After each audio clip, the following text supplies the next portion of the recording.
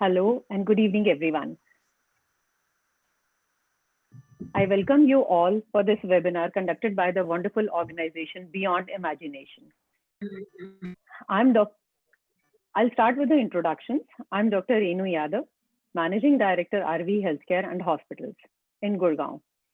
I've done my MD. I completed it in 1997, and then I joined the government job in the Rohtak Medical College.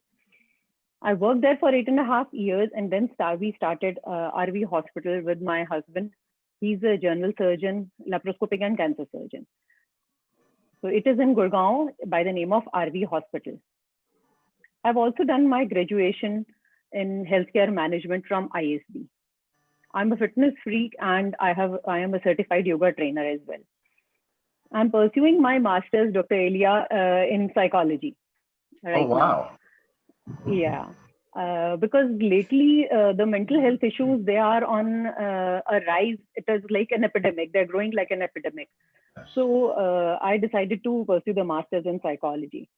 And I have been doing my tiny bit by writing some motivational write-ups and by recording some motivational videos and putting them up on various social platforms. Then I conduct some lectures from in some colleges, schools, and various institutions. I'm also a founder director of RV Charitable Trust. We have been doing some social work. We have been donating our 1% of the profit to the various social works like planting trees and free treatment of the poor patients. Then we have adopted some organizations like Earth Foundation. There are Farishta groups for the medical treatment purposes. Shortly, we'll be coming up with a multi-speciality 250-bedded corporate hospital. The special thing about this hospital is that it will be a doctor-owned hospital. So there's no doctor-owned hospital as such till now in Gurgaon. So it will be a state-of-art hospital specialized in world-class cancer center. So we'll be having TrueBeam, Liniac, PET-CT, MRI, cath lab, along with all the other specialties. So we have designed this hospital in a specific way, keeping the current COVID situation in our minds, which we'll be talking further, where we can segregate all the patient flows in different parts. So God forbid, I wish nothing like this happens in future, but still we should be prepared for whatever comes. So this is my introduction. Now I would like to introduce all my eminent speakers. Dr. Shanti Bansal. She is MD, MBA, MS from George Washington University. She is CEO of Heria LG Rotary Hospital managed by Rotary Charitable Trust, Vapi, Gujarat. She is a highly motivated entrepreneurial healthcare leader with a clinical body of work in anesthesiology, cardiac sciences, oncology, and critical care. She has led many greenfield and brownfield hospitals to financial health. Her focus has been team building, process-driven organization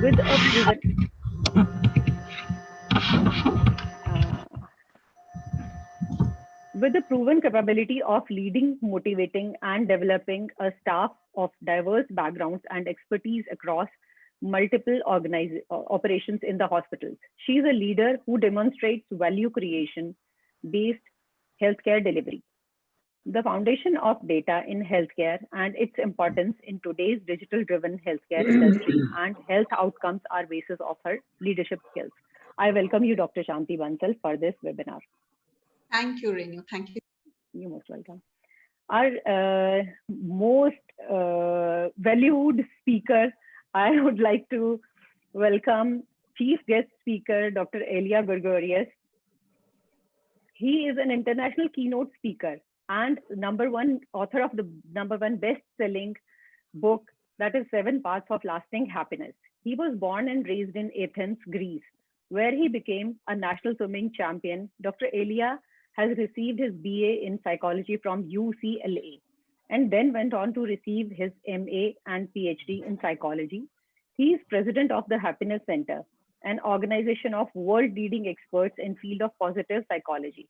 Dr. Elia has helped thousands of individuals and companies achieve happiness and success and corporate wellness. He is also a contributor to Thrive World. Dr. Elia, we are happy just because of you. You put smile to the faces and we are indebted to you. I'm just grateful to be in such a wonderful group of colleagues and experts. So thank you for having me on this webinar. You're most welcome. You're most welcome, Dr. Elia. Next is our Captain Neelam, who has an army background. We salute you, Captain Neelam. Captain Neelam is a seasoned nursing leader with remarkable service background in serving nation in army. She possesses a vital experience of more than 25 years in nursing with one of the prominent and trusted healthcare brand of India, that is Fortis Healthcare. Presently, she is serving as Chief Nursing Officer of Fortis Healthcare, Mohali, India. She is having extensive experience in nursing leadership in NABH and JCI accredited hospitals. She has proven her leadership in these unprecedented times of COVID-19. We welcome you all, Captain Neelam.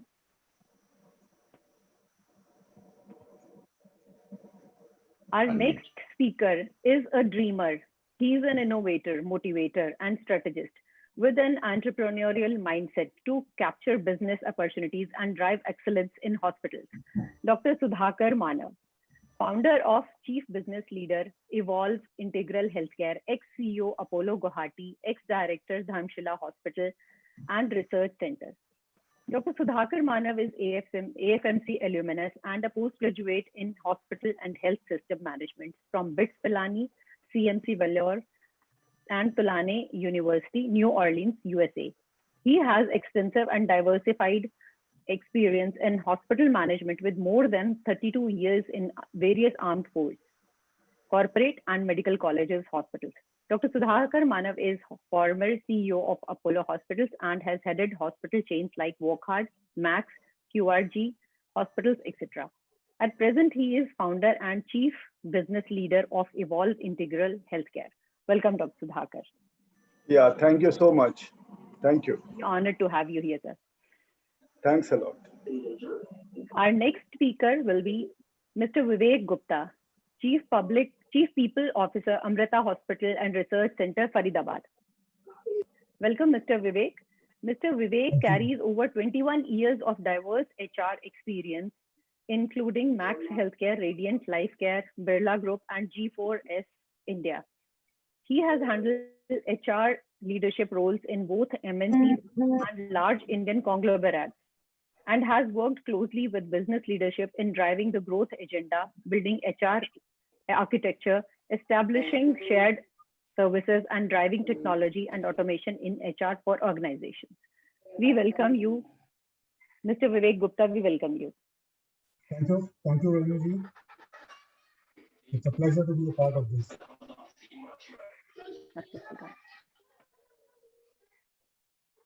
So let's start with the webinar. The topic of today's webinar is self-care for healthcare and best medical practices. So let's start with Dr. Shanti.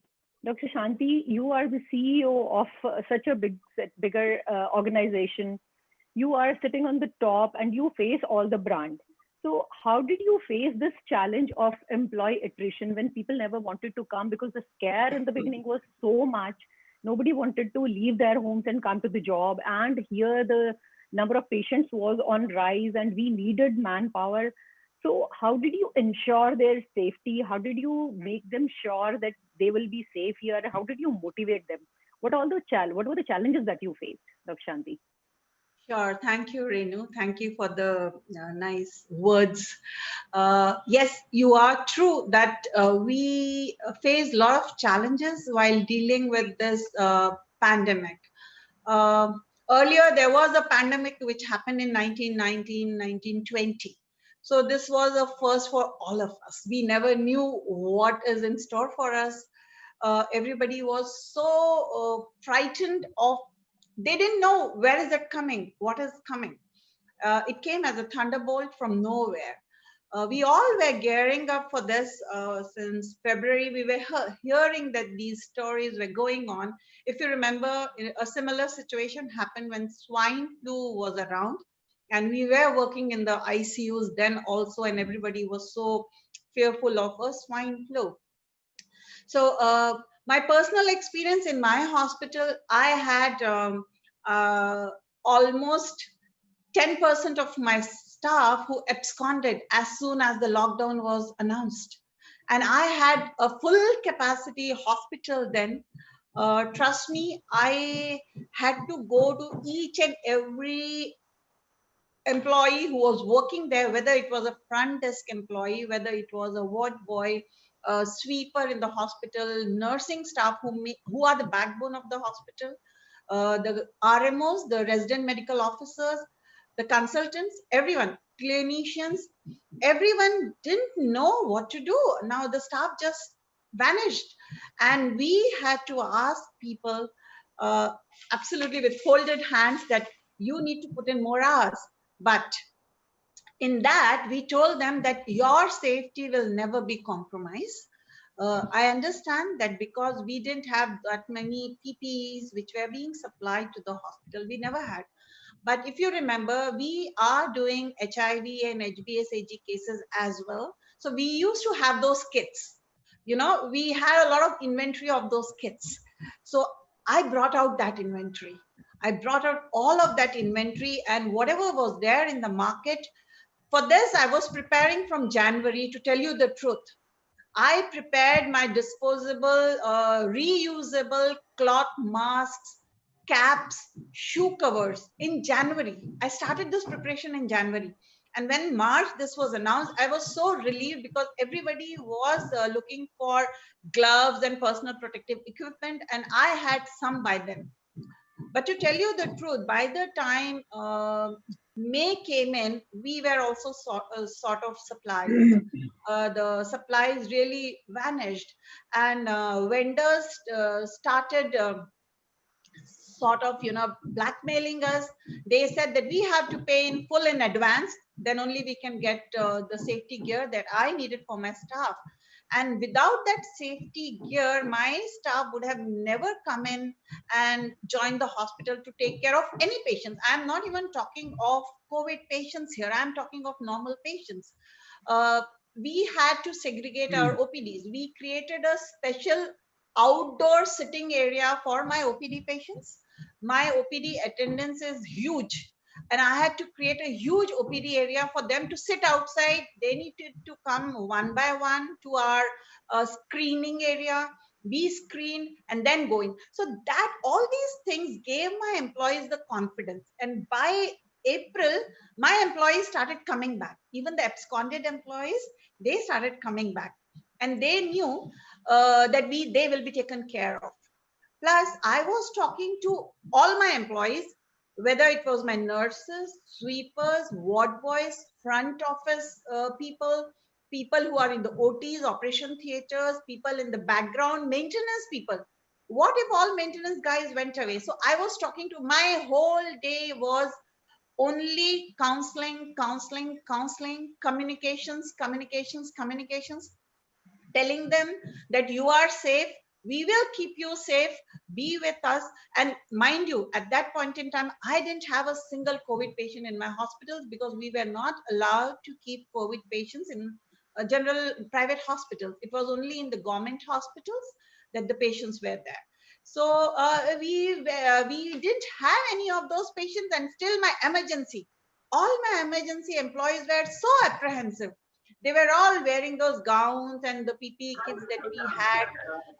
By biomedical waste went up, it was huge. But in spite of that, I never asked anybody to compromise with the safety. I was personally standing in the emergencies. I was personally standing in the OPDs. Sort of, I would say I was walking the talk. It was not about, it is not you who, though I am not a clinician to be in the wards, but because I have an experience of being a clinician, so I stood there. I took care of some of the patients who walked into the emergencies. So here it was more setting an example that yes, it is safe. If she can be here, we can also be here. Of course, with all my mask and all my protective gear. So that gave them a lot of confidence. And collaborative communication, I would say. It was not only me who was communicative. I made leaders in various groups, and they were also communicating with their group that we are safe and we are in safe hands.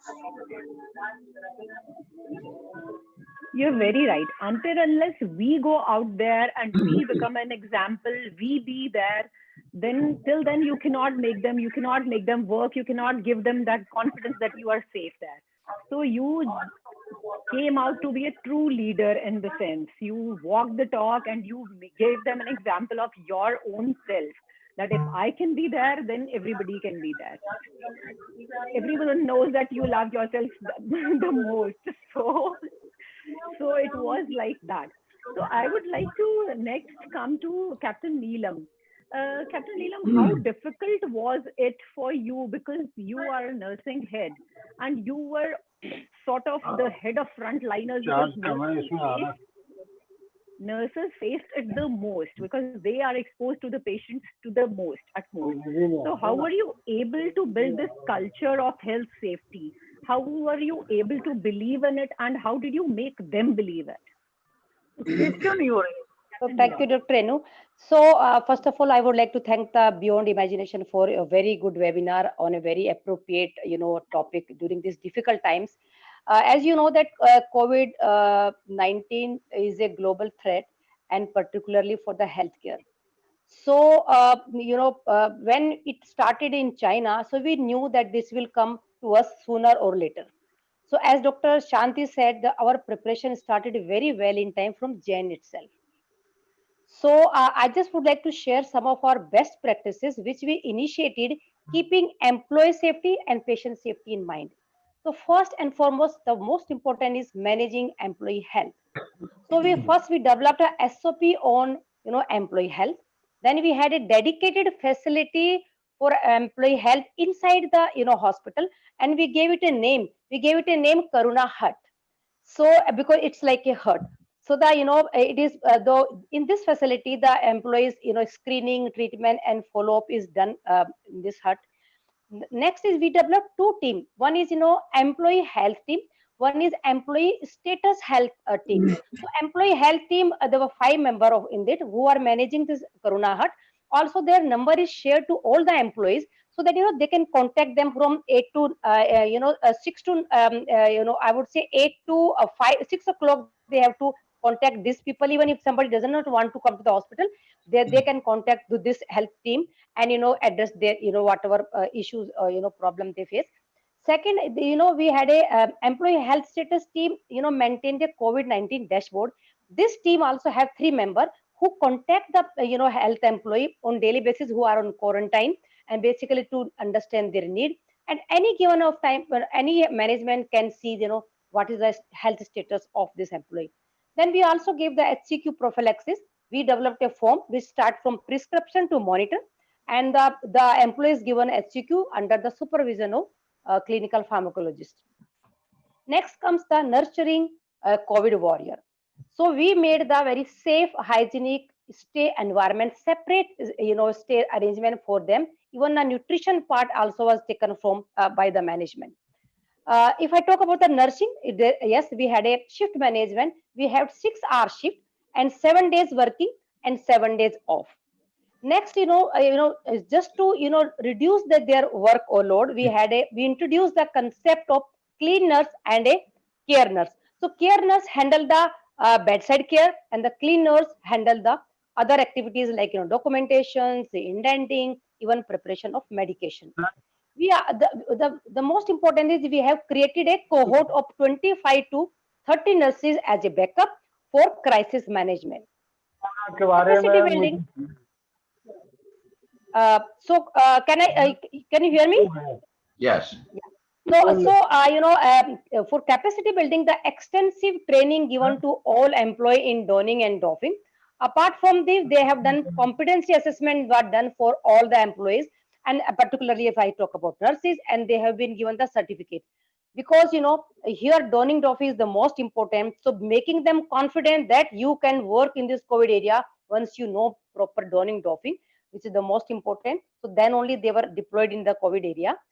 We also had a buddy concept here. So buddy, we used to take the video of the nurses who was donning and doffing and share them. If they found any gap, those videos it was shared with the concerned staff, and that they were retraining. We also had several sessions, for counseling, distressing, sessions, yoga, meditations. All the session was taken by a trained psychologist. Post doffing, we had a shower facility near to the doffing area. The next, I would say that again more important, formulation of technical team. So basically, the quality head, the microbiologist and the nursing head was the member of this technical team, and the responsibility of this technical team was to ensure quality control of PP, because that is again very important. There is no compromise. They have taken the feedback of end user, because there should not be any compromise in PP. So this was taken by a technical committee. The very important best practices I would like to, I don't know, I will say that is the only we started this. Every hospital have a NABH accreditation, and we have 6-7 emergency code, like code blue, code red, and all, right? For COVID-19, we generated two codes, which we call code green. That is for a CT, the patient we are sending to for CT, and then we have to announce the code through EPBX, so that basically for a very safe transfer of this patient. So securities get alerted, housekeeping is get alerted. So security ensure that area is cordoned off and there is no movement. After this CT chest is over, housekeeping clean that area with the hypochlorite 1%, and then the code is called off. Second code of which we had a code ID, which code is because this emergency, if the positive patient is moving from emergency to the ward or ICU, the emergency team again announce this code. And again the security and housekeeping get alert, and we have a dedicated lift. So we had a ID lift. So through that only the patients are transferred to their areas. The next is important is for patient safety. I would say we had a very effective contact tracing system. So we developed a patient contact tracing form. We designed and implemented. So every file of every single patient have this form. And what this capture is basically the staff, the category of the staff who has visited this patient. What was the purpose of this visit? How much the duration of the exposure, and what kind of PP the staff was wearing. So this help us to to recognize the level of their exposure, whether they come to the low risk or they come to the high risk. We also developed the staff contact system. This is online, because some staff, suppose they get positive, what were their contact. So this is the online form. The staff who get positive fill up this form, and then we comes to know who has come in her contact, and so that we can trace them and we can quarantine them as per their category, if they're low or a high risk. Next best practices, again we had a effective risk prioritization. Herein we had divided the emergency into two: COVID emergency or non-COVID. So we gave the name of respiratory or in a non-respiratory emergency. So after the assessment, the patient is directed to the as per their categories. So that is how we have make the patient we have improved the patient safety. And we developed the safe OT measures. So although that all the OTs we have a positive pressure, but here we have converted two of our OT into the negative pressure, and then to take any COVID patients if the in emergency come, and we have a separate flow of this surgery, pre-operative and the post-operative. Next, important for patient safety, we have done some changes in our OPD also to prevent the transmission. We call it the social distancing measure. So in OPD, in clinician chamber, even in the front office, even nursing station, we have put the transparent sheet, so that there is a social distancing. We also have put the foot mark, keeping the 1 meter distance. We had put the sticker on the foot marker, so that patient can stand in a queue, maintaining the distance. We have 24/7 the screening of the any footfall inside, and we have a separate flu clinic maintained by the separate team. So any patient reported at the gate having any symptom has to go to the flu clinic, and from there only the treatment or further treatment is advised. Last, I would say innovation. We say that necessity is the mother of invention. So we also had some innovation done. I would say that we have a mobile sample booth. we developed, our own face shield, using the, OSP sheet, and we had a foot operating hand sanitizer. We also have sensor hand sanitizer. So this is how we could ensure our employee safety and our patient safety. Thank you so much. Wow, that was a well elaborate explanation, and so nice of you to be so careful about the patients as well as your staff. So we need leaders and officers like you, Captain Neelam, Thank you. who Thank you take so much. who can take care of the society and patients. Because if you don't take care of your staff, you will be ending up spreading it in the staff and eventually to the community as well. So we have to be careful about each and every person so that this highly infectious virus does not spread further. So thank you for all the inputs that you have given. And now we will talk to Vivek, Mr. Vivek Gupta. Mr. Vivek, COVID has not only disturbed our social lives, it has disturbed our budget totally. Absolutely. So you are a person who is sitting on the bridge on this volcano tip or whatever between the management and the employees. So you have to face the both of the sides of the sun or maybe the volcano or whatever. So how did you cope up with this challenging time? The financial crisis, you had to hear the complaints of the employees also because they were not maybe getting that much salary, or there were some cuts that were taken. I don't know about your organization, where there were some organizations where there were cuts and the revenues were not coming.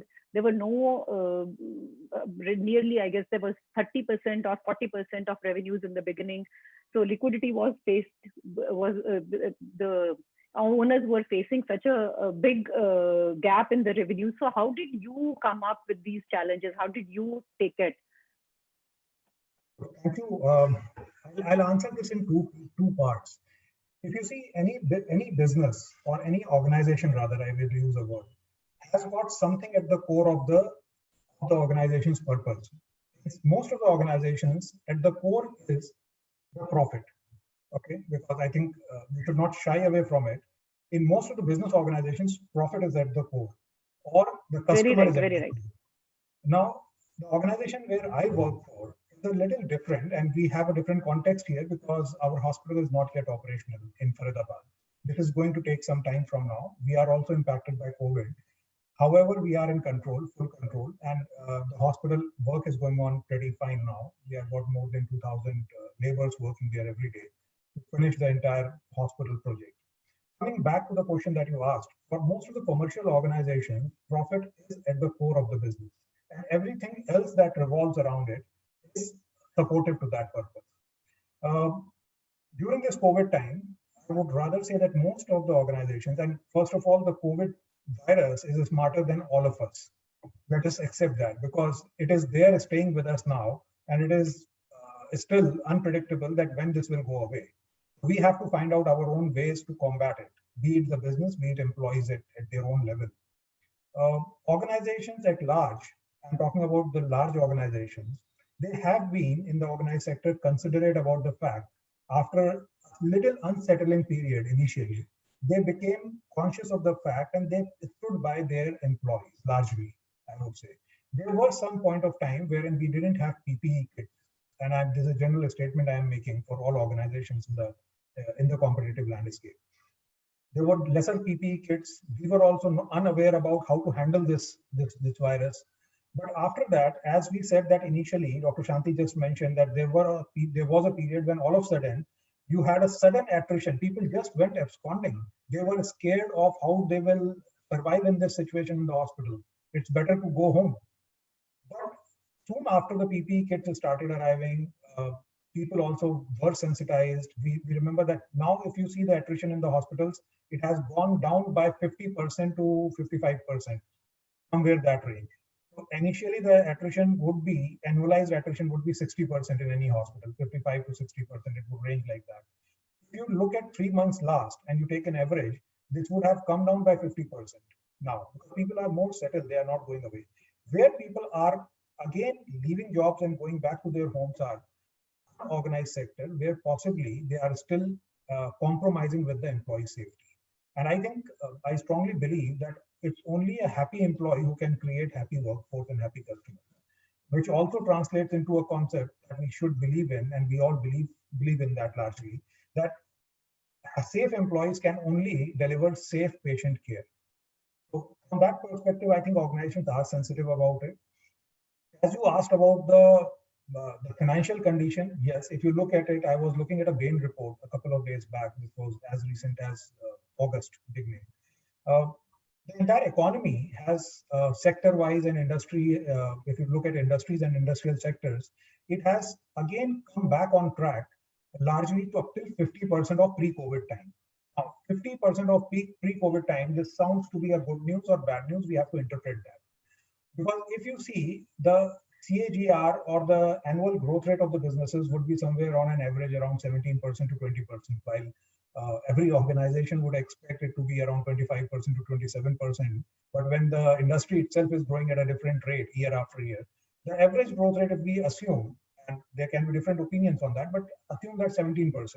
A 3-year back we are right now, if you see in terms of 50% drop in revenues from pre-COVID time, which translates annual growth rate of 17-18%, we are 3 years back in time now in terms of profit and financial margin, which means that our people who are there, employees, I'm trying to explain what challenge is there in front of organization. Employees who are there is a salary increase year after year that has happened, which is logical to happen and which is the employee right to be there.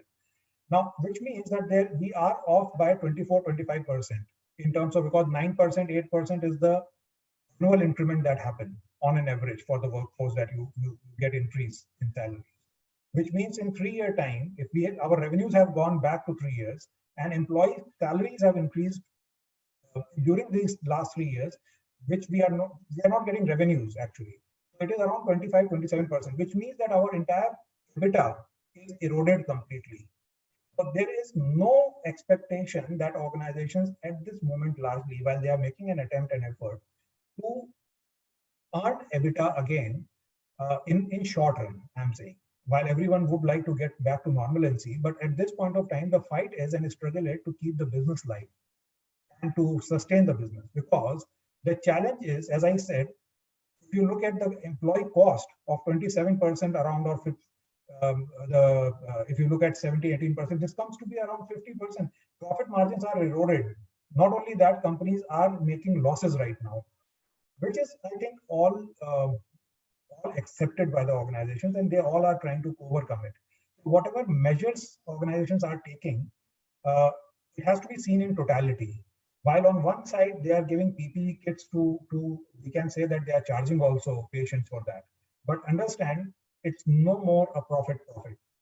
It is more like survival together and coexistence together of employees and organization in long run.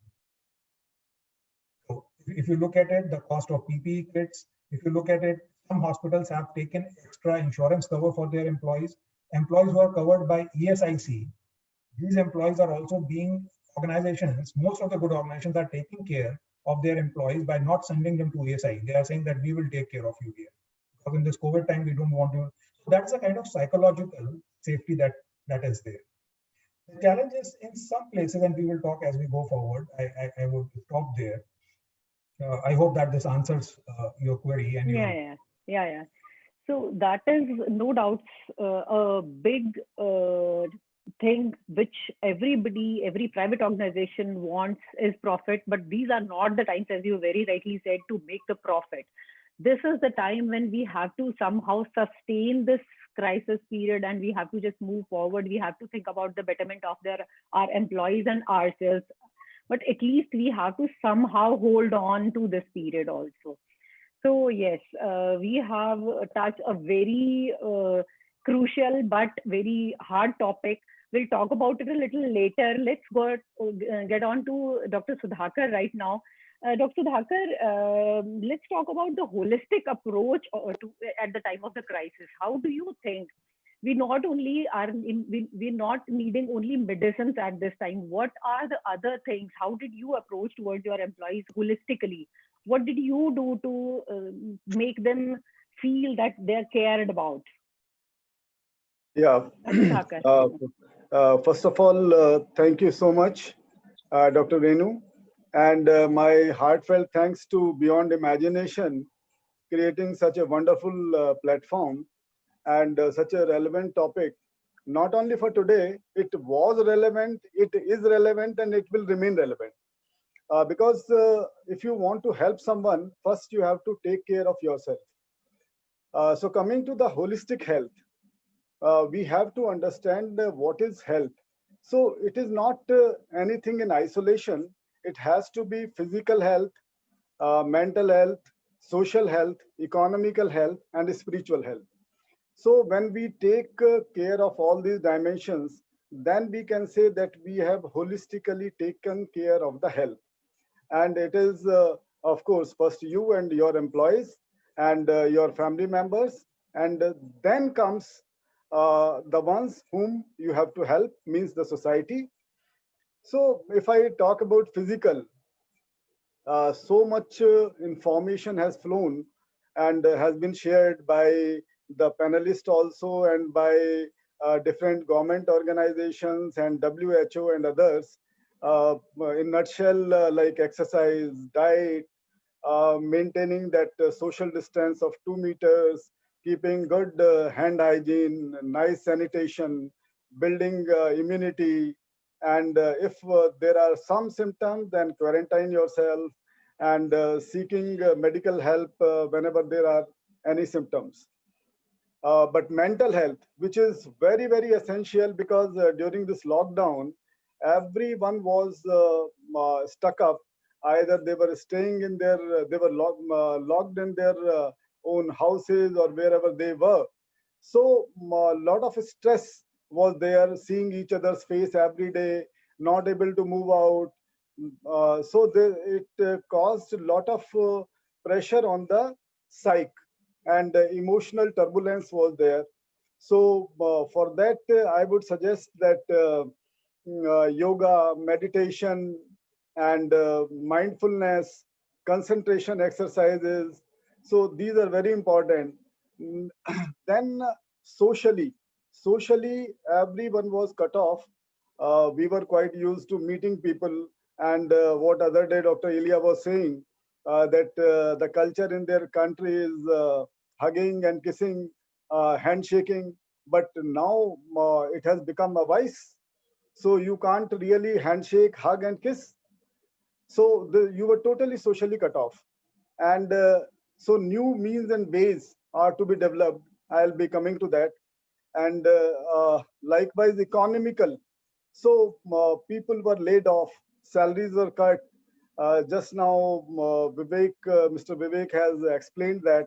So there was a lot of pressure. This everything is interlinked. So it was not only social. This was linked to economical also, and linked to your physical also. So everything is linked. Then coming to the spiritual part.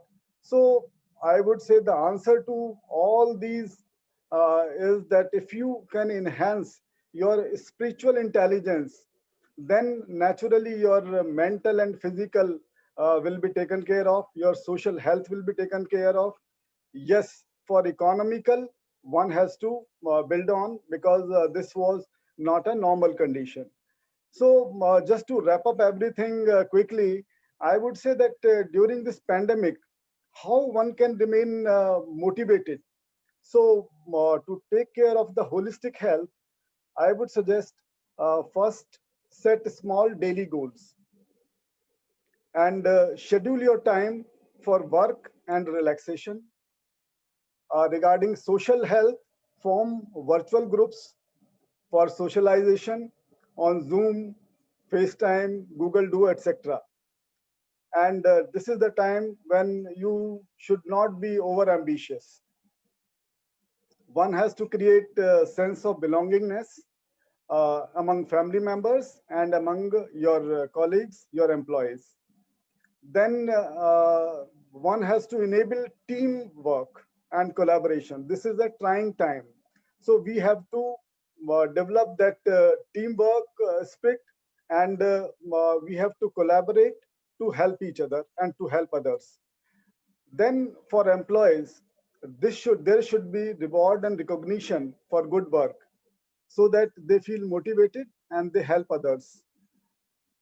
Their work should be appreciated and everybody should be involved in decision making, because even the junior most employee, even the smallest member of the family or the organization can contribute what others cannot. And certainly we have to keep calm, we have to maintain that cool, and we have to make safety a priority. So all those the factors and determinants and the instructions, these are to be followed and abided by. Then we have to pay attention to each and every minute detail, and we have to reorient the activities which were normal earlier, but now these are not normal, and we have to invest in development. Regarding just a few things I would say regarding social health, that we have to educate communities. We have to make lifestyle changes, because this is not a disease which you can treat by antibiotics if you suffer from. So we have to make lifestyle changes, and we have to spend time with family and employees, and we have to renew our bond. We have to empathize with the employees, and certainly all those precautions which have been advised, like avoiding public transport, restriction in visiting eateries, theaters, malls, and wearing mask always, maintaining social distance, staying at home or working from home if possible. Then very important, in fact, from HR point of view, that we have to make some ergonomic changes at the workplace so that we can avoid most of the touch points, and sanitization of everything, whether this is security gate and entrance, or this is the office area, and quarantine facilities, whether outside home, in the hospital, or in the home. And certainly we have to look for the testing facilities. So in nutshell, this I would like to contribute, and which I have contributed in my organization. Thank you so much for giving me this time. Thank you, Dr. Sudhakar. It was a very insightful, and only an experienced person like you can share all these vital information. So I'm really thankful for that insight. Now we'll be talking to our chief guest speaker, Dr. Elia, about the most important thing in life, that is happiness. Because whatever you achieve, whatever you study, wherever you be, the most important thing in our life is happiness. Unless we are not happy, we cannot achieve anything. And happiness is something, I guess, Dr. Elia, which anything material cannot bring it to you. It is something which is there inside. You have to develop it from inside. And even looking at a flower can give you a happiness. And in trying time like this, in the crying times and trying time like this, how do you think one can make himself happy? What are the tips that you want to give it to us all, we normal creatures? Sir. First of all, I just want to thank you, Dr. Renu, for facilitating and moderating this discussion. You've done a great job, and thank you to all the other panelists, and especially thank you to Beyond Imagination for putting this together. Me with the Happiness Center and Beyond Imagination, we're collaborating. We have great things coming to India and beyond. So I'm very excited for that collaboration. I want to start off though, and because Dr. Shanti brought it up at the very, very beginning, in terms of safety, there's a big difference between, there's a big difference between, can you hear me or no? Yes? Yes, sir. Yes, sir. We can hear you. Okay. A big difference between danger and fear. danger is real. If somebody coughs in our faces, we are in danger. That's a real fact, a scientific and medical fact. Fear, on the other hand, is not your friend. So when we make decisions as individuals based on fear, or organizations, and including Dr. Vivek from an HR perspective, we don't want to make long-term decisions on our organizations based on fear, because those are not going to work well in the end. So let's separate the two. Danger is real, fear is not, and safety is paramount. There's no way anyone can be happy if they're not feeling safe. And that includes obviously patients who come to our clinics and hospitals, but it also includes doctors, nurses. I work with a lot of chief nursing officers and CEOs of hospitals and doctors. And if anybody doesn't feel safe from a workforce perspective, from employees, they're simply not going to come in, or even if they do come into work, you're not going to get their best productivity and effectiveness, because they're always going to be worried and stressed.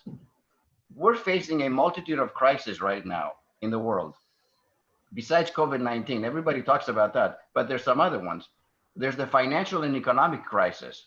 When you have hundreds of millions of people unemployed, underemployed, or even if they are employed, they're concerned about what's next because nobody knows what's coming up.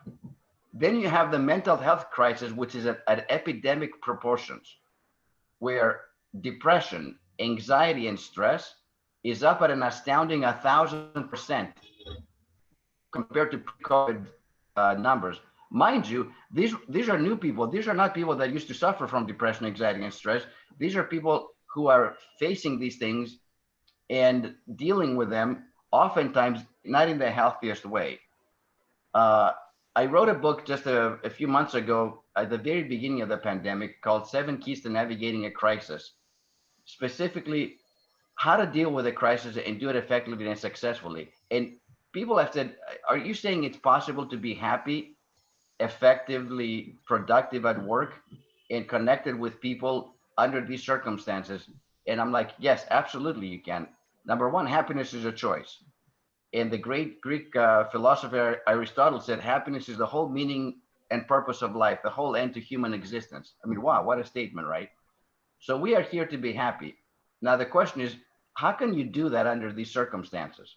Because we're facing unprecedented and tumultuous times, and with no end in sight. This is the difficult part about this COVID. If the World Health Organization came out and said, listen, by October 31st, COVID will be over and we can go back to life as usual, like it was before. You know, you and I would look at one another and say, you know what? We've been into this for 6 months. We're tired, we're exhausted, we're scared, we're stressed out. But if October, I can do it for 2 more months. I can hang in there for 2 more months, and I think I'm going to be fine. The fact that we don't know when this ends, we don't know about the second wave coming this fall or November with the winter time and the flu season and so on, is devastating to people. People are exhausted. They're tired. They want their own life back. And, you know, I bring greetings both from America, from the United States, but I also happen to be in Greece right now in my summer home and my family in Greece. And the truth is that it's a weird summer. I get off the plane, I'm with family and friends, and we don't know, can I hug you? Can I not hug you? Do we kiss or not kiss? Do we handshake or do we do, you know, namaste, which a lot of Greeks are actually starting to do that from afar. We're actually borrowing, you know, from your great culture, because we simply don't know how to behave. So in this book, I created a personal health assessment. And I don't know if you can put it up on the screen, but basically for any individual, very quickly, in a couple of minutes, to look at your physical health, your emotional health, your spiritual health, and your mental health. And it gives you basically a blueprint. It's almost like an x-ray of your happiness. Where are you? What are your strengths?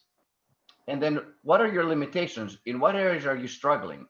And you're able to figure out, because unless we have an assessment first to know where we are, it's very hard to offer the solution, right, and the prescription. Just a couple of things to share with you.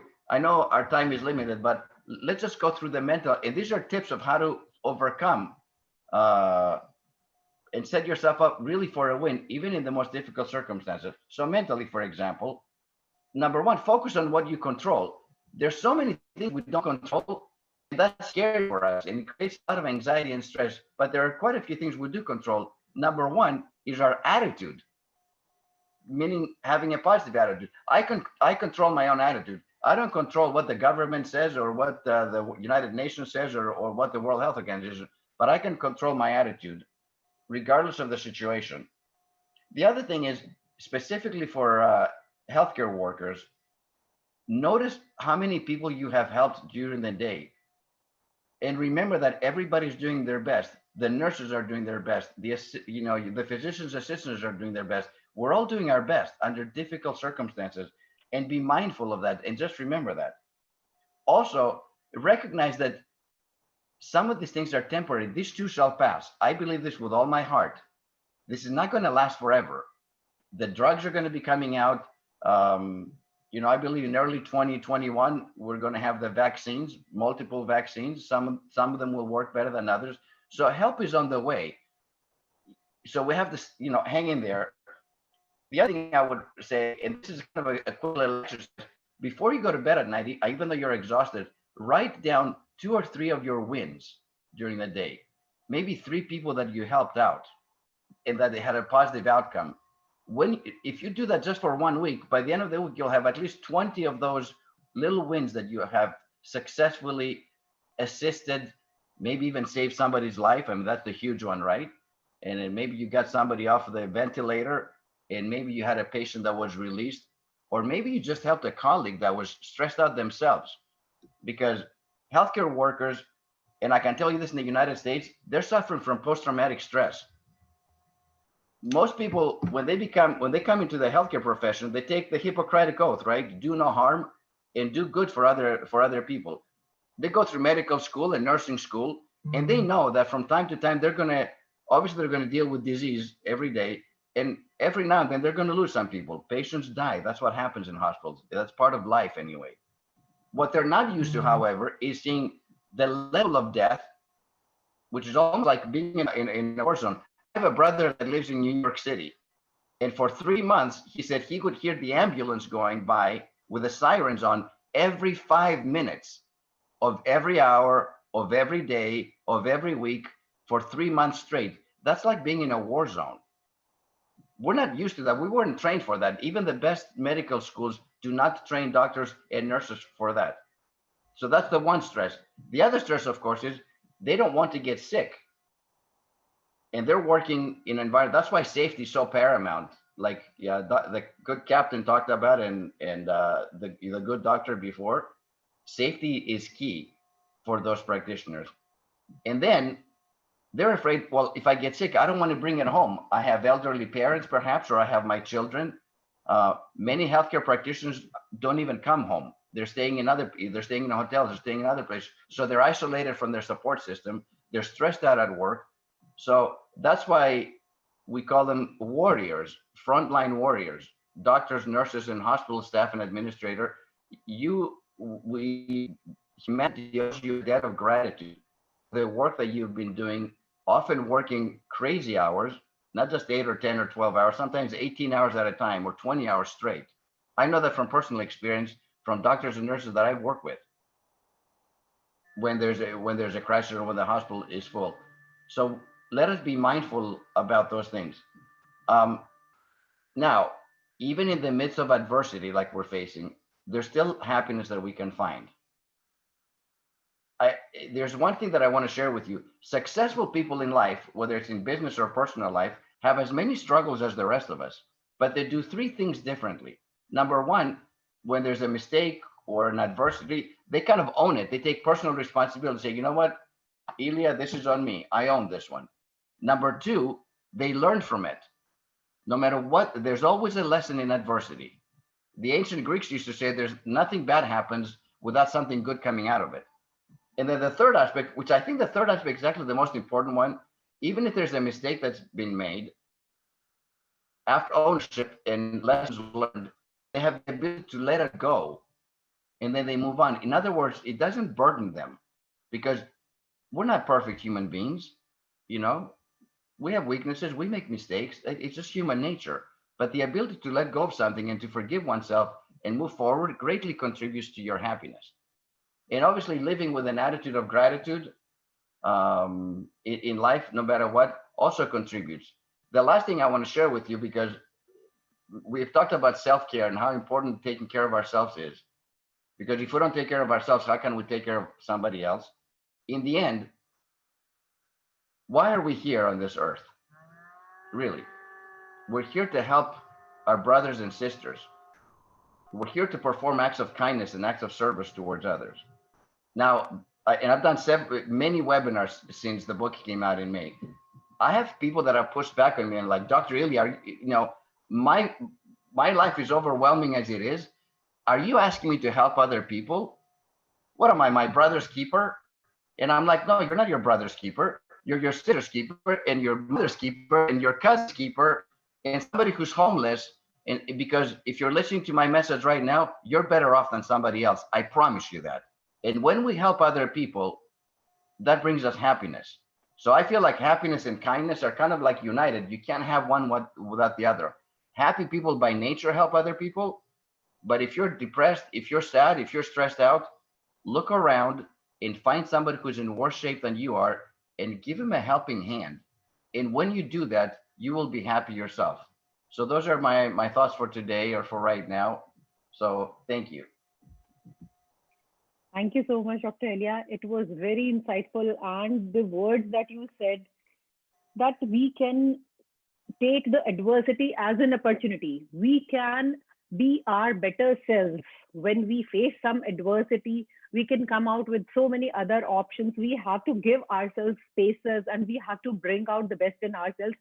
And obviously, it is always said that giving is always contentful, much more contentful than taking. So if we help others, if we go and solve somebody's problems, that giving gives us much more happiness than if we ask for something. Thank you so much for such an insightful words.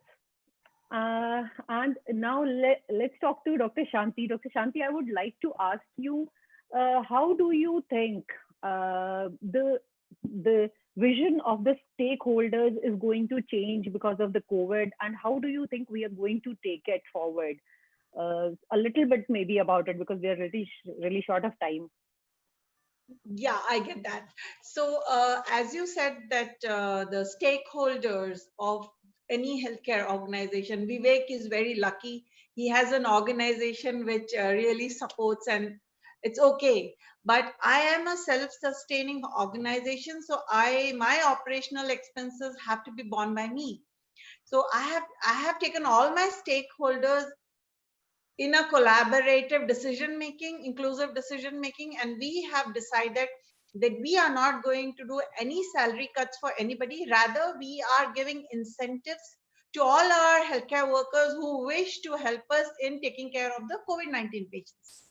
Yes, it takes a toll on my revenues and my expenses. My expenses are every day increasing. Not only for the PPE, general upkeep of the hospital is also going up. There is more care that we need to take in terms of sanitization and everything.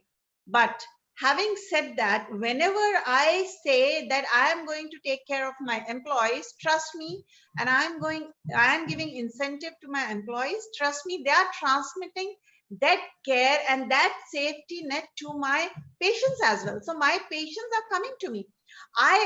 All other hospitals I've heard have taken the occupancies have gone down to say 30% and 20%.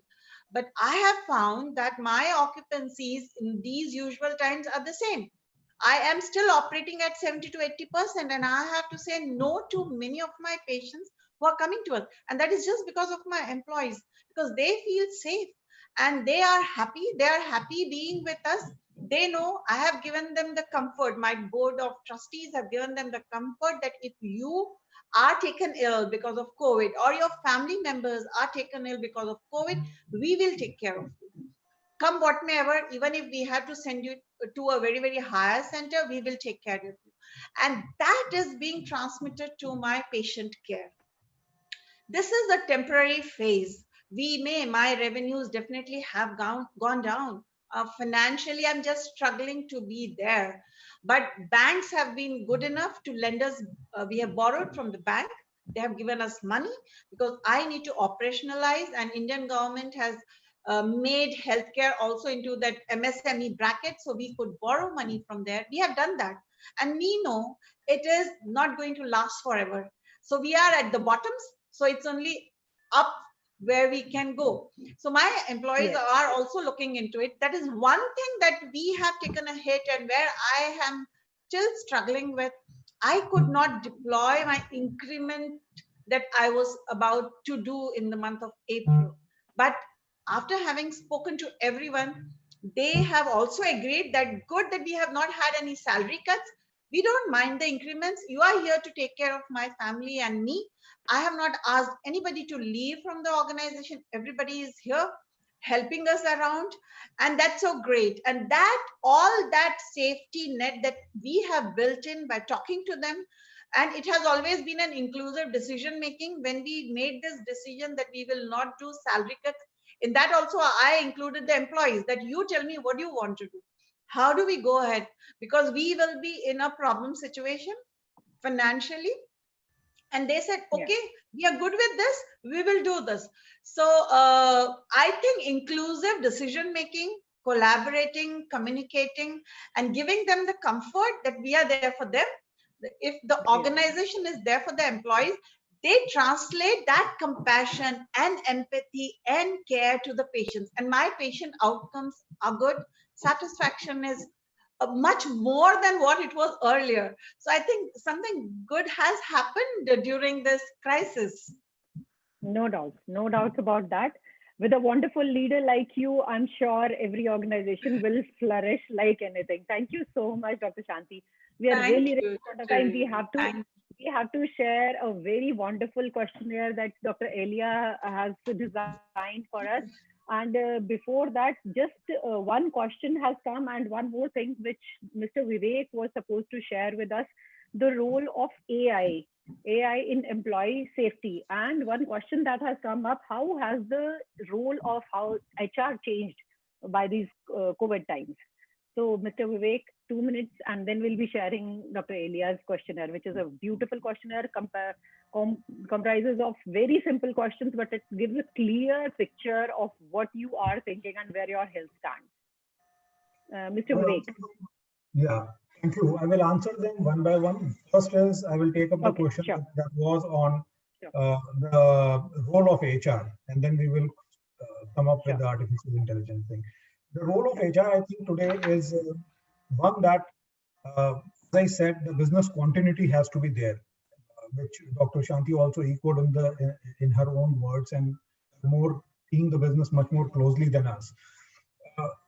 The business continuity has to be there, because once you are there existing as a group, as a business, as an entity, as an organization, then everyone wins at the end of the day. So that's very important. For HR, the challenge is also to get the employee communications right, to facilitate that process, because a lot of companies, people are under a lot of stress. If you look at healthcare people are at much more risk of mental and emotional being unwell at times. You see, the challenge is also not only safety of an employee at the workplace, but beyond workplace.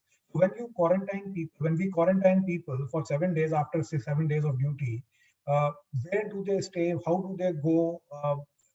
Let's say, are they there in the hospital? Some hospitals have quarantined people within the hospital, and hence sanitation and everything is taken care of for that place. But if they are going back to the nursing hostels, I'm talking about nurses as one example, if they are going back to some other place which has been taken on rent, is sanitation properly done there?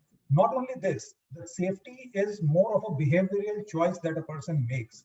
When you cross a red light, it's your choice to do it at a wrong point of time and cross a red light when the red signal is there.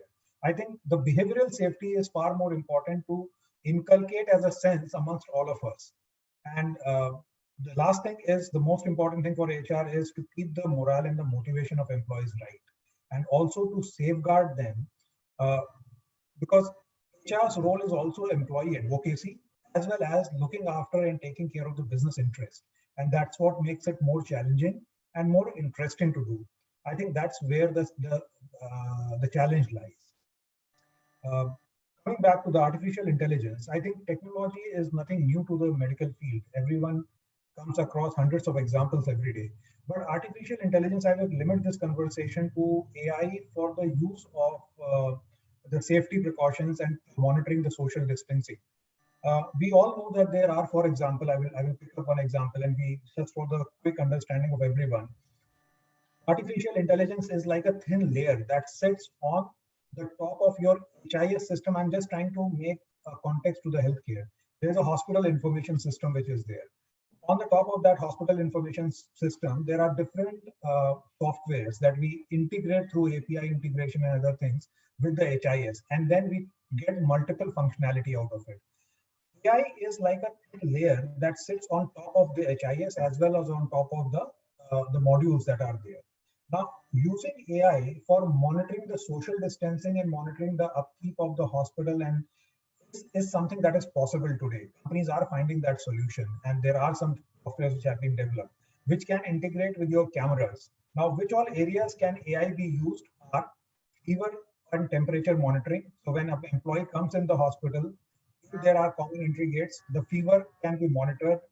Second is monitoring the social distancing. That means that camera can figure out a person's identity with mask or without mask, and then later on, the moment a person is there in vicinity of that camera, it will send out trigger in terms of either beep, a warning or a call or a report at the end of the day that how many people on each floor were violating the social distancing norm. That's one. The third use of AI can be, and it is available now, is how can you track the contacts that we say that someone who has come in contact, a COVID affected patient or an employee came into contact with how many people in the last 7 days, 10 days. So that tracking can be done with the videos and with the recorded, images and videos. It can be done through the artificial intelligence tool. It can also send you out a report as to how many people came in close contact with it. It is very difficult when two people come together without keeping distance of 3 meters, let's say. The moment someone does it, it sends out a signal and a report of violation.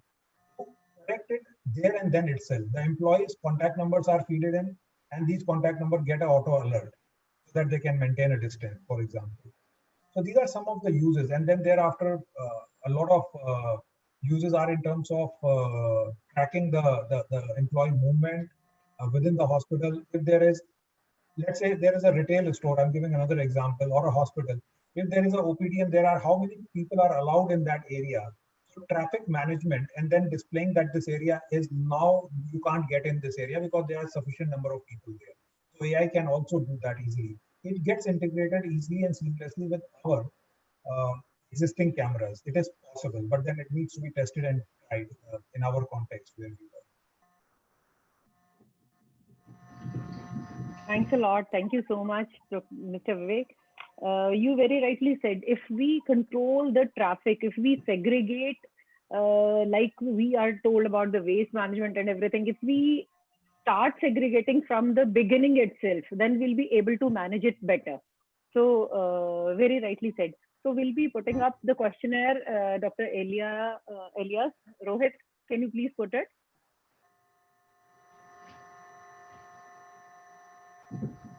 Sir. And you can scroll through it slowly, but a couple of things that I wanted to say that Yes, Dr. okay. Shanti talked about just previously is this, that the way you take care of your employees is the way your employees are going to take care of your customers. And in this case, the customers are patients basically at hospitals. There's a direct link between those two. You take care of your employees, they'll do a great job. You don't, then your customer service is going to suffer greatly. The other thing I wanted to share is this, that the biggest challenges right now for organizations, that includes HR leaders and CEOs, these are the top two. Number one, ensuring the mental and physical well-being of their employees. Now, in the old days, before COVID, that wouldn't even make the top 5, honestly, but that's number one right now. And number two is maintaining employee engagement, productivity, and effectiveness. That usually used to be number one.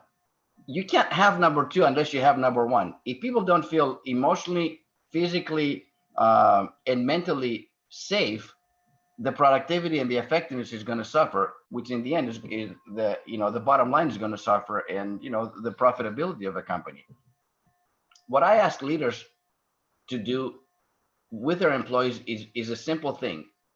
Typically we ask, how are you doing today? And most people, at least in America, I'm doing fine.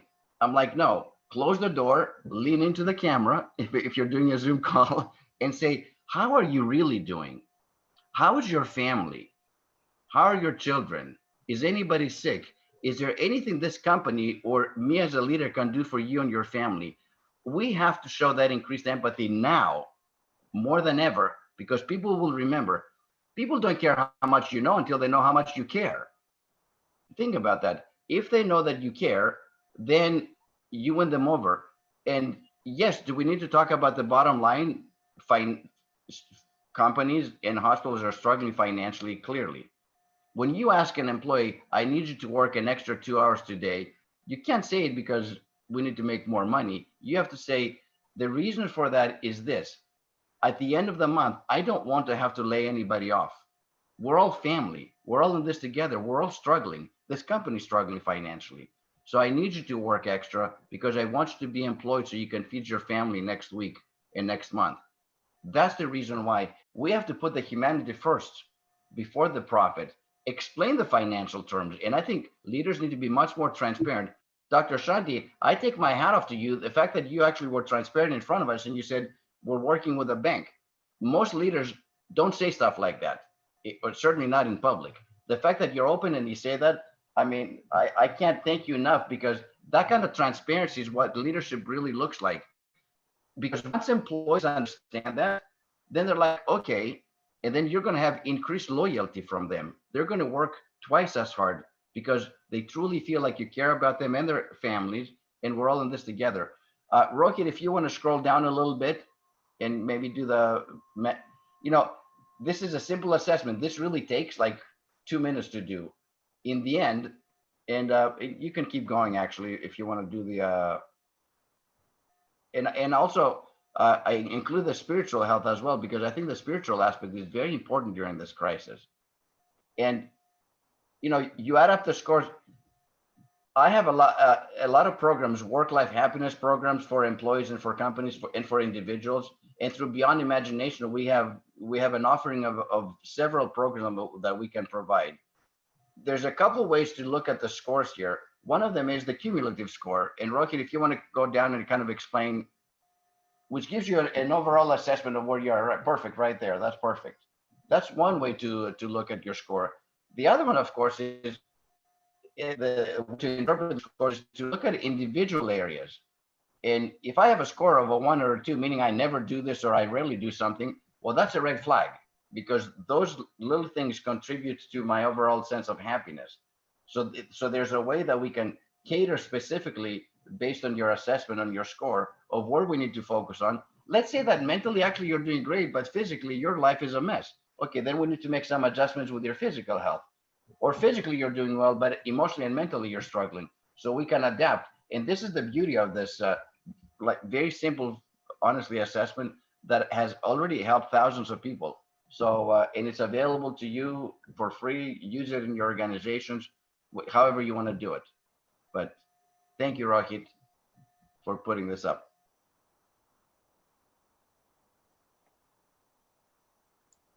Thank you, Dr. Elia.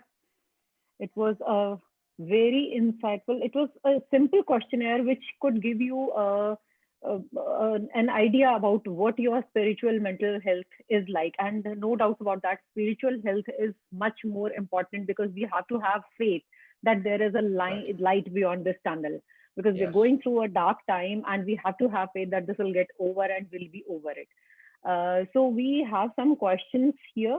Maybe Dr. Shanti or Mr. Vivek, you would like to answer. How can I assure that my team of job security and health and safety? So we have talked about health and safety. I guess job security is something, yes.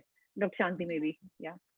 Yeah, so as Dr. Elia mentioned, we as leaders and as organization need to be more transparent financially also. We always expect our employees to keep doing this, keep doing that, without telling them why do we need that. You know, when I tell them that yes, I am able to support you, okay, I have borrowed from somewhere, but I know this is not going to be ever. This phase will pass and we all will do brilliant. So bear with me, but this is what the situation is. Hang in there, and I'm not going to lay out anyone. So we as leaders need to be more transparent. That transparency, culture of transparency need to come in. It should be not that the employees do not know what's cooking, what's happening. Array, this has happened, that has happened, and they just, it's like a grapevine going on, rather than if the leader comes forward and tells them, yes, we are in a situation, we are able to handle it, and nobody is going to be laid off. If you help me, I can help you. So I think that is my way of doing it. I've been able to do it. Maybe Vivek can elaborate more on this. So I completely echo the same thing. I think transparency is very important because that's a foundation of trust. If you don't have trust, then no relationship can work, whether it is personal or a professional. I think that's the foundation. So let us lay more emphasis during this COVID time, all of us, on the building trust with the employees. If that is there, then we all can win. And as I always say, we have to win together. Once you explain to people the why behind your decision making, if they understand the why, then they have buy-in, and then they'll support you and they'll follow you. Very right. Thank you, Dr. Shanti, for answering the question. I guess there are no more questions. Rohit, am I right? Just a sec, I would like to add to this. Okay, yes, please, Dr. Sudhakar. Yeah, actually, this is a tough time. Everyone knows that these are trying times. And if the organization can sustain, if they have deep pockets during this time, they have to go one step extra. Tell their employees that we are not cutting your salaries, we are not laying you off. On the contrary, you must be having tough time to take care of your family. So in case you need some loan or some help, we can give you either interest-free loan or at a very lower rate of interest, we can help you out. So probably this will build a better bond, and this will create a sense of belongingness, and they would not work like slaves, they will work like masters. So this is what I wanted to add. Okay, that's great. I don't know how many organizations will be able to lend money at this time when the liquidity is such a big question. But that is a very good, but that is a very good suggestion. I guess if you are able to, you will buy them forever. I mean, these employees are the people who are going to be sold off to you forever. They'll be lifetime working for you. But yes, liquidity is such a big issue. You don't have money in your hand. You don't know from where the working capital is going to come. So this is something which is very challenging. But it is, yes, I guess some questions are coming. There's a question, Dr. Elia, for you. How do we deal with employees who have fear of COVID-19 and spreading the same fear in organization? How to deal with these kinds of employees? Fear. Yes, told about this. That's a great question, actually, because fear, as you know, is almost like a cancer within an organization. Yes. Remember what I said at the beginning, fear is not your friend. So I think you listen with empathy to the employee that's fearful, but you, again, differentiate danger versus fear. Danger is real. And like, exactly.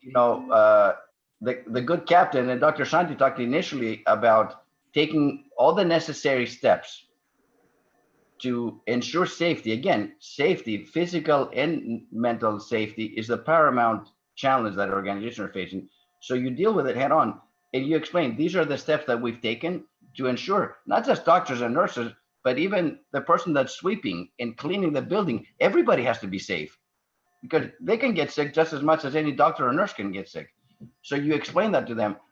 I would have a very open discussion, say we're doing everything that we can, but you spreading fear to other members of your team and the organization is not helping at all. You're creating panic, and it's not even based on facts. I'm here to tell you what the facts are.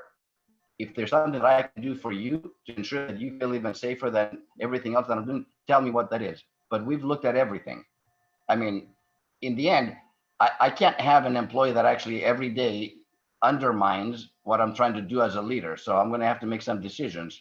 But I would listen to them first with empathy and then tell them, here's what we're doing, very transparent. What else do you want me to do? You know, and if you explain all that, most people are pretty reasonable. They just need reassurance.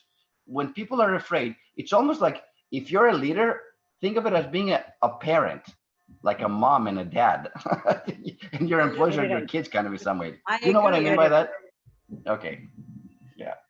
Can I add here one more thing? Because this is practically, I have faced this when employees come with a lot of fear. What if something happens to me? What if, and of course, danger, I have allayed the danger by creating the safety net. But fear, yes, is something in their heads. So another thing that I would say, what Dr. Ilya said, I want to add to that is, I have had some good examples, people, pregnant women working with me. They were working without fear, and I would then stand with them and say, come here, let us talk about it. Why are they not fearful and why are you fearful? Does that tell you something? And they would exchange, because I would know each and everyone working in the organization. I could refer this employee to that employee. Please go there or come to my room. I'll call both of them, have tea with them, make tea myself, and then tell them, okay, tell me your fear. And this person is also sitting here who is maybe pregnant or who is say 60 plus and still working. Let us talk.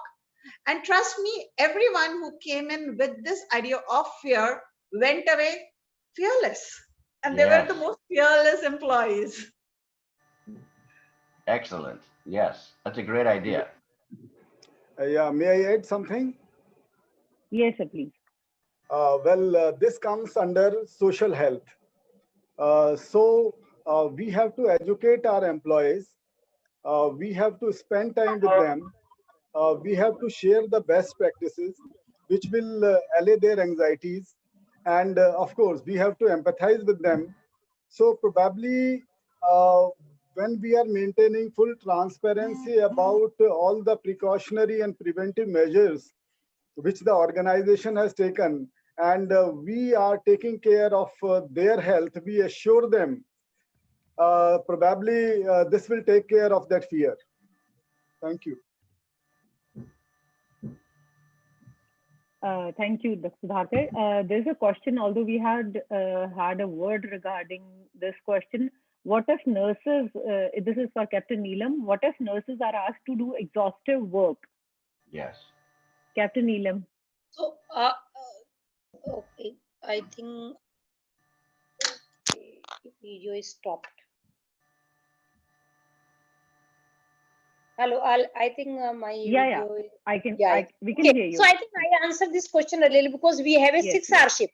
So there is in this 6-hour shift, so they have to do 7 days, and there is 7 days off. So that and when I said concept of clean and a care nurse, so this care nurse only do the bedside care. There is no documentation. There even she doesn't even prepare the medication, and she she is supported by a clean nurse, because we are not keeping the documents inside the COVID area. So they are kept on ease. And of course, the nurse patient ratio is, if the stable patient, we have 1:4. If the patient is on ventilator, 1:1. Or if the patient is on BiPAP or on oxygen, it is 1:2 or 1:3. So the ratio also we have been, maintaining as per the norms. Captain Neelam, I commend you for your success, honestly, because I work with a lot of chief nursing officers, and I wish they were listening in right now to you, because the nurses are exhausted. I think the question that this person poses is true. They feel stressed out. There are demands from hospitals, there are demands from doctors, and they're sandwiched in between taking care of patients, and they're kind of in between the two, so they got stressed all over. So I commend you for I guess being proactive. No, seriously. Thank you so much, Dr. Ilya. Thank you it's so great much. to hear that you're doing that, honestly. Wow. Thanks a lot. Thanks a lot. Yeah, I Nurses know, are the because backbone of even any healthcare exactly. organization, actually. Yes. So Yes. Neelam would have been, I know she must have been stressed, and the nurses would have been stressed as well. So, but they have been my strength in this fight. And the second strength I have found is in my HR. I have all the time, all my employees going to they have given them a patient listening and have referred the cases wherever it was required. Both my nursing and my HR have been my two pillars in navigating this crisis. And Dr. Shanti, the next webinar we do with Beyond Imagination is going to be for HR organizations. I think that's coming up in September because it's necessary. That's a whole different conversation that we'll be having. Would love to have you again. Yeah, Vivek would resonate what I am saying. Am I right, Vivek? Thank you, Yeah. Dr. Shanti. On behalf of the HR fraternity, I thank you. That's a nice gesture. Yeah, nurses, of course, are the backbone. 85 to 90% of the interaction is with nurses of a patient. I think they are always there, available. Yeah. Nurses, HR, no doubt they are the strongest pillars of the hospitals, because even in the frontline workers, they are standing the front of all, in front of all. They are the frontmost frontline workers. So it was a wonderful webinar. I guess there are no more questions, and we'll maybe wind up. Rohit, any more questions? Yes, ma'am. One question is there. Okay, I can see the question.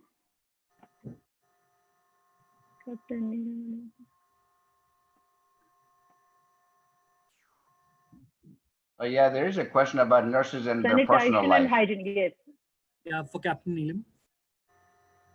What is the This question? is for Captain Neelam. How much is the better sanitization hygiene practices adopted by your hospital help in improving the engagement of your team? So as I And then said, there's other questions. so as I Then said, there's one more. so first of all is that, when they are on duty, as I said, we have a shower facility, and there is a dedicated housekeeping and a supervisor who, before they, finish their duty, they ensure that, the washroom is clean, and all the towel and their, scrubs and everything is available. Second, that their stay arrangement is inside the hospital. We are fortunate to have a, hotel kind of facility inside the hospital, and which has been, kept very clean by the housekeeping, dedicated housekeeping are there. So that hygiene care is taken care by very well. Being, fortunate to have a, we have a very good accommodation inside the hospital wherever the nurse is seeing. And in the hospital, because we have our infrastructure is so good, we have a very, the spacious place. So the, clean and dirty utilities are separate. So, and dedicated, and we have a very good infection control practices in place. And just to share, we have got a global, even hand hygiene award for that. So we are following the infection control practices very well, and keeping the area very clean. Captain Neelam, there's another question for you here that's very interesting that says, how do you balance nurses' personal life as they are in COVID-19 ward, so not allowed to meet with family? That's a great question. Yeah. So we have a, the nurses can play that. We have a TT inside. There is a TV facility all there, and they have indoor games are there. If they want to, the nurses wants to play, they can play. So although they are not allowed as of now, because that's a challenge that they are not allowed to go home, but inside the hospital, yes, they can play. We have a big ground where they can do yoga, meditation, and we have a very good psychologist who keeps taking the session on de-stressing and yoga and meditation. So that's how we are able to manage their personal and the working life. Okay, that's great. Thank you so much, Captain Neelam.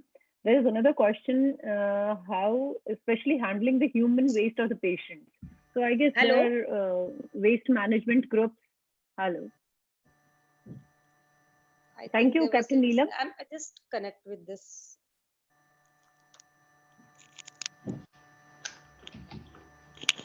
Yes, am I audible? Because there was a disturbance in between. Could I Yes, explain? sir. No, Okay, we okay. heard it. We Yeah. heard. We were Okay. able to hear you. Okay, thanks. Okay. So there's a question regarding especially handling the human waste of the patients. So will you be able to answer that, Yeah. Captain Neelam? Yeah, yes, yes. Yes. So, human waste, basically, we have a separate, waste management for COVID-19, because this has to be, Agency. kept in double bag. And there is a separate trolley which we have, signage, which has a signage of COVID-19 waste management trolley. So the all waste is go in that trolley only, and there is separate vehicle comes for a final disposal. Okay. And everything has to I be think kept in a double bag in yellow. If suppose if it's a I would say that if it is infected plastic, then it goes to same like in red. Otherwise, infected any dressing by body fluid, it goes into the a double bag of yellow. And there is separate really, even for linen also we have a separate machine to wash. And then there is a separate trolley to segregate and send for a final disposal.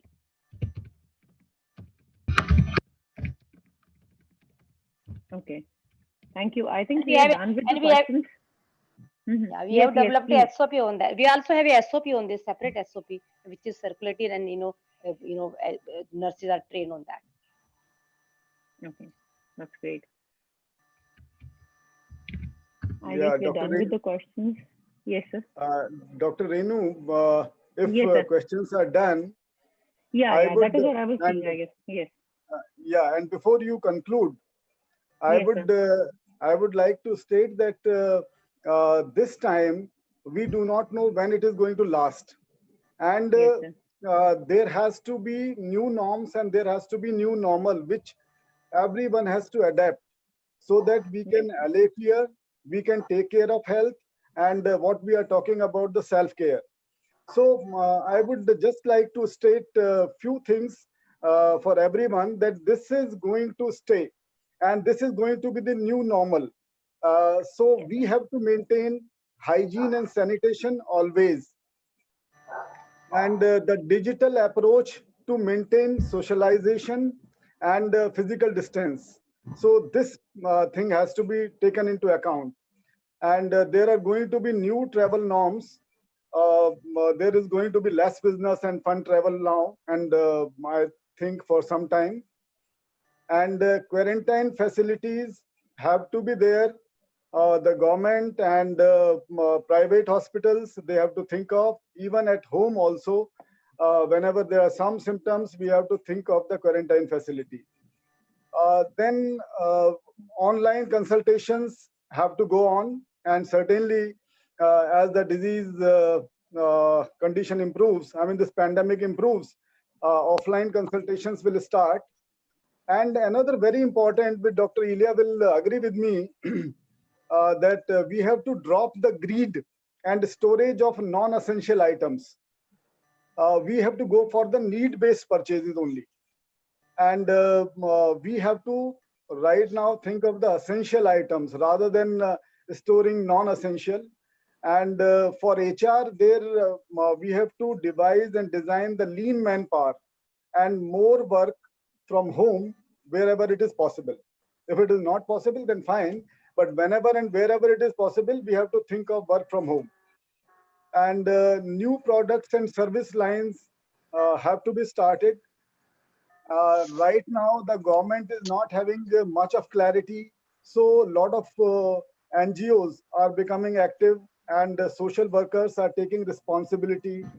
And the travel safety norms are to be designed and devised in organizations and by the government also.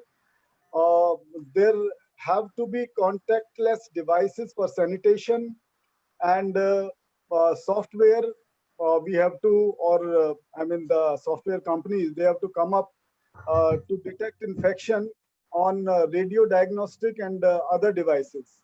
So this is going to be new normal. Few things I have stated here, but there is a huge list of that. So thank you. I want to add this. Dr. Shuka, thank you for your comments right now. You know, in the history of mankind, whenever there's a crisis, it becomes a breeding ground for great innovation and creativity and unique and new solutions coming. I expect that the same thing will happen because of this pandemic. Humanity is not going to die because of this. Yes, we're getting beat up pretty good right now across the world, but we will survive this and we'll come out stronger. The work-life balance that I see a lot of questions here and comments, working from home will become a lot easier and a lot more commonplace. There are CEOs who are from, you know, a company, Siemens, for example, big company, German company, 386,000 employees. You know what their CEO said a couple of weeks ago? He said, number one, what matters to us is not how many hours you spend in front of the computer at home, but how productive you are. If you do it in 4 hours instead of 8 or 10, go play with your family and spend some quality time with your family. And number two, I trust you. Think about this comment from a CEO of an organization that's almost as big as, you know, 386,000 people, that to say to the employees, I trust you. How empowering that is. That's what great leadership looks like. So I think a lot of good things will come out of this. And yes, we don't know when this is going to end, but it will get better. And Dr. Shanti said, you said, how did you phrase it? You said, we're at the bottom, so we can only go up. Like yeah, that. very right. Yeah, it is definitely going to be better. But certainly, because tough times do not always last, but tough people certainly. So it is going to last, and we are going to innovate, and we are going to come up with new and better things. So certainly we will win over this also. And in the past also we had won. And probably this is a balancing act by the nature. Yes, yes. So, okay, yeah, I guess, Dr. Sudhakar, you have more or less summarized everything. You have made my job much more easier, because everything really you have summarized everything all together. So yes, as you said, the unprecedented use of antibiotics that we have been doing over all these years, this is going to disturb the ecosystem, and this has already started disturbing the ecosystem. So we will be having more of viral infections, like we saw the swine flu in the past, and now this COVID. And this is there to stay, as Dr. Sudhakar said. We will be having more and more new viral infections coming, and this has to become a normal. We should know how to deal with the challenges which are coming ahead. God forbid they should not come, but still, at least we should be prepared beforehand. That is what a leader should be. A leader should be intuitive. We should learn from this and the past epidemic, which swine flu had come. We should be intuitive and prepared already beforehand. So we should be thinking innovatively. We should be procuring, as Dr. Shanti and Captain Neelam did, procure the materials. We should know if something like this happens. So then where can we get what things from? But we should not increase the inventory at the same time, like Dr. Sudhakar said. So we should be knowing what to procure from where when the time comes, instead of growing the inventory and unnecessarily investing upon it. Then we should, like Captain Neelam said, we should be taking care of our employees. We should be taking care of their health. And like Mr. Vivek said, only a happy employee can make a happy customer. And Dr. Ilya also emphasized on that if your employee is happy and healthy, only then they can pass it on to the customers, and they will not be fearful. If you give them the belief, that if you tell them that they are safe in your hands and you're totally taking care of their safety, so the fear will be gone. And you can deal with the danger. Danger is a real threat which you can really face, but the fear is something which you can deal with by telling them that your employees are safe. We have to control the negative thoughts and aspects, and we have to be positive ourselves to give the positivity to the employees. We have to tell them, we have to keep our hearts open to them. We have to tell them the real situation that we are facing. We have to tell them the financials. We have to tell them the debts. We have to tell them everything, because this is a time when we are fighting against a demon, and we should all be together. They should have this feeling that we all are together into it, and we are neck deep and we are fighting. We have to survive. So we have to give them the strength.